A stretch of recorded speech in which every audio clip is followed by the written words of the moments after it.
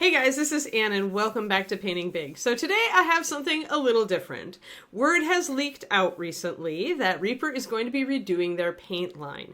And as I was intimately involved not only with making the first MSP line, which I created over 20 years ago, and hand mixed for over 15 years of that, Reaper brought me back in May to essentially do the redux, to take a look at the line and make the changes and train personnel and to do all of these things.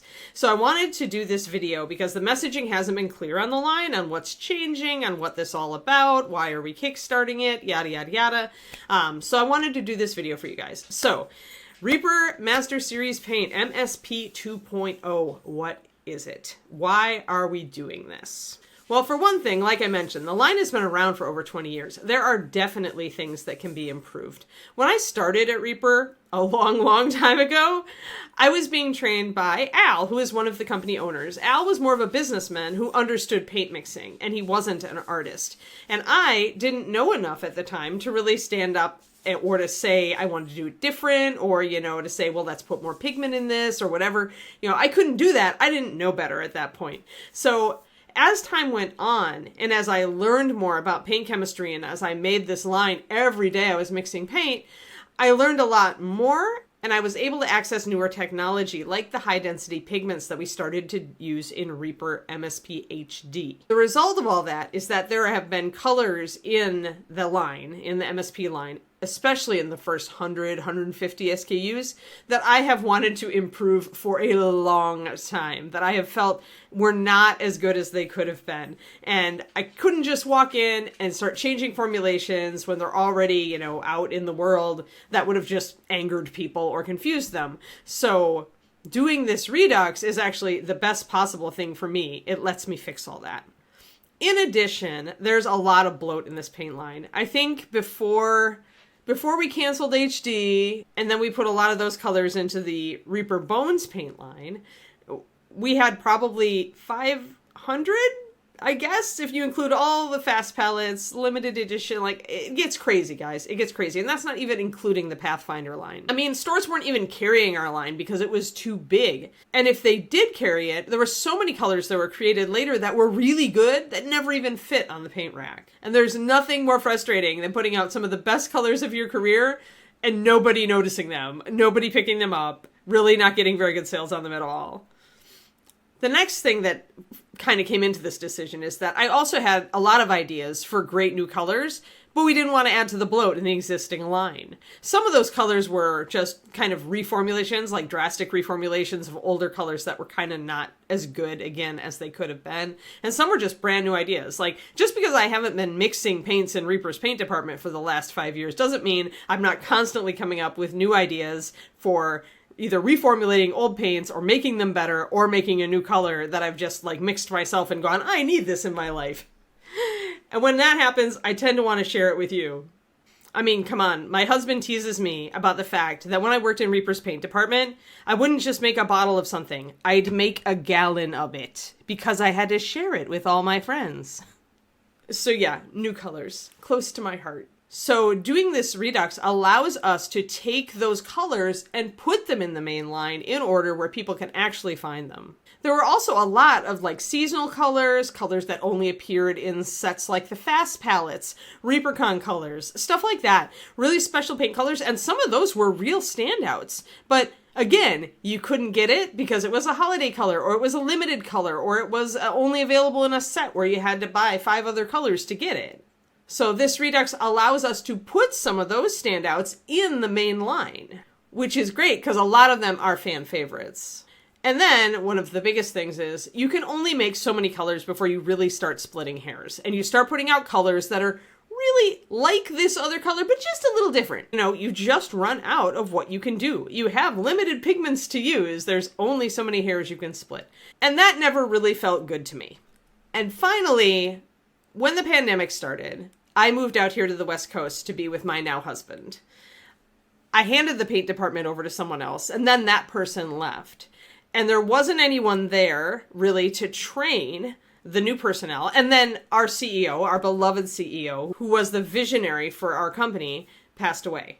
So in that time of chaos and confusion, a lot of people had their hands on the paint who really didn't understand our why, or the why of how we did things, and they didn't really get good training. And as a result, a lot of paint went out that really wasn't as good as it needed to be.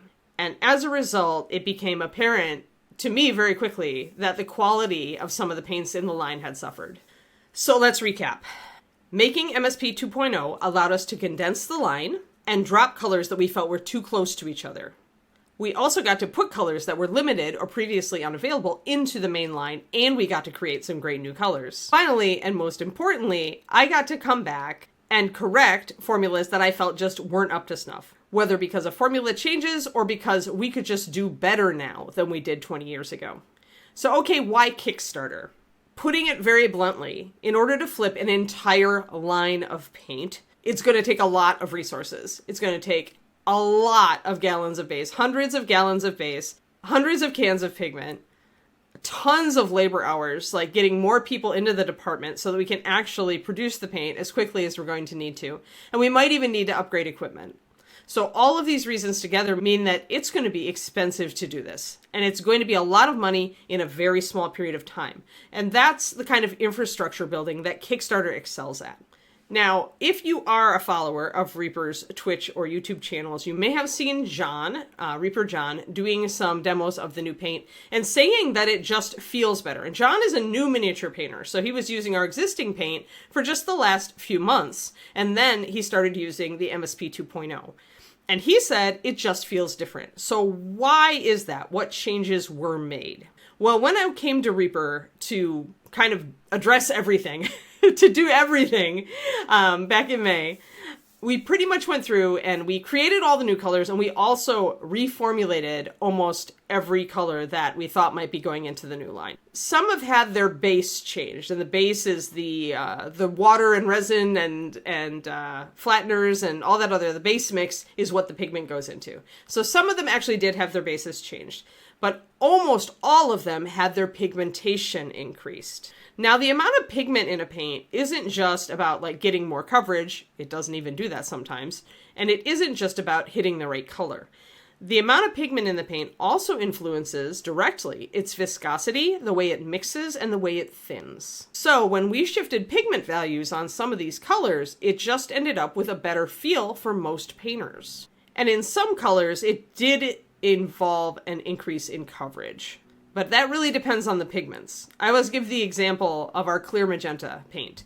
Clear magenta is a single pigment color that has a ton of magenta pigment in it. It is one of our most pigmented paints, but it does not cover because magenta pigment doesn't cover.